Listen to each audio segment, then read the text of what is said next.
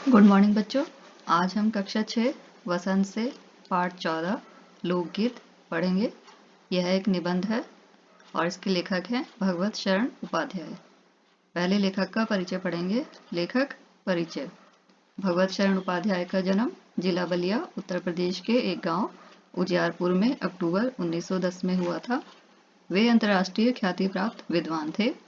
छात्र जीवन में असहयोग आंदोलन से जुड़कर वे 2 बार जेल भी गए। बाद में काशी हिंदू विश्वविद्यालय में अध्ययन किया।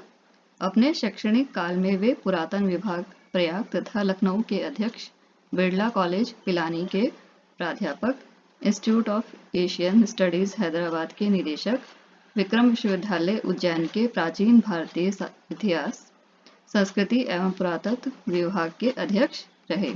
उन्होंने नागरी प्रचारणी सभा द्वारा प्रकाशित हिंदी विश्वकोश का संपादन किया।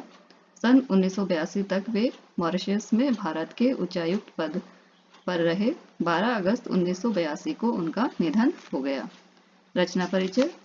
कालिदास का भारत, कादम्बरी, ठूठा आम, लाल चीन, गंगा गोदावरी, बुध वैभव, सागर की लहरों पर आदि। निबंध परिचय। निबंध पढ़ेंगे। गीत हमारे मनोरंजन के प्रमुख साधन हैं। इनमें लोकगीतों का महत्व सबसे अधिक है क्योंकि ये सीधे जनता के संगीत हैं। इनके लिए साधना की जरूरत नहीं होती है। ये गांव के साधारण वाद्य यंत्रों की मदद से त्योहारों तथा अनेक अवसरों पर पुरुषों तथा स्त्रियों द्वारा गाए जाते हैं। पहले इन्हें शास्त्रीय संगीत जितना महत्व नहीं दिया जाता था, पर अब लोकगीत काफी लोकप्रिय हो रहे हैं। इनके संग्रह भी प्रकाशित हो चुके हैं।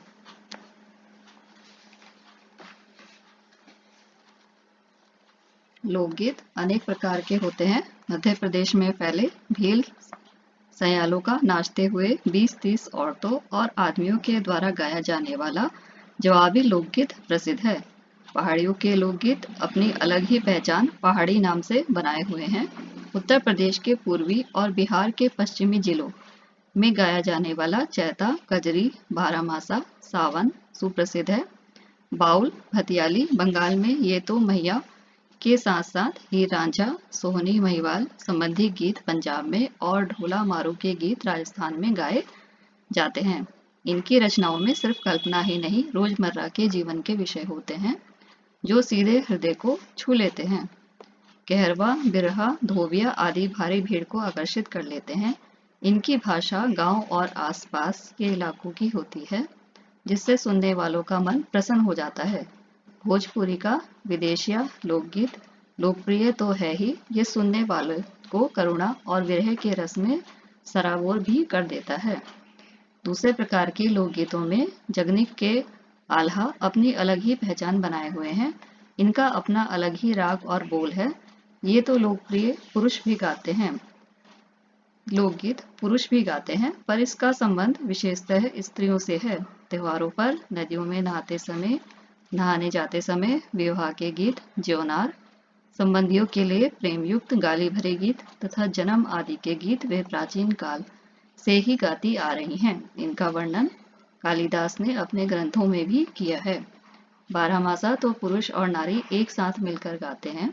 एक साथ कई कंठों से गाए जाने वाले ये गीत त्योहारों के अवसर पर बहुत ही भले लगते हैं।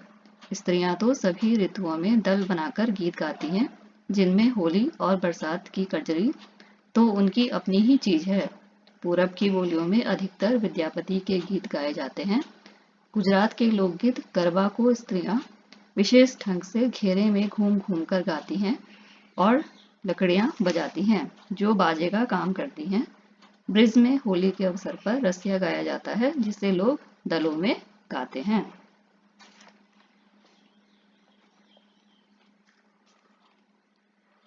अब हम इस पाठ से शब्दार्थ पढ़ेंगे। पहला शब्द है लोच। लोच का अर्थ होता है लचीलापन। हे का अर्थ है हीन, नीचा। उपेक्षा, उपेक्षा का अर्थ है तिरस्कार। परिवर्तन, बदलाव। संग्रह, इकट्ठा करना। ओजस्वी, ओज भरा। चाव, रुचि। मर्म, रहस्य। करुणा, दया। दलगीत, समूह गान, प्राचीन काल, पुराना समय। उलसित, हर्षित, उद्दाम, बंधन मुक्त। लोकगीत गांव के लोगों द्वारा गाया जाने वाला गीत।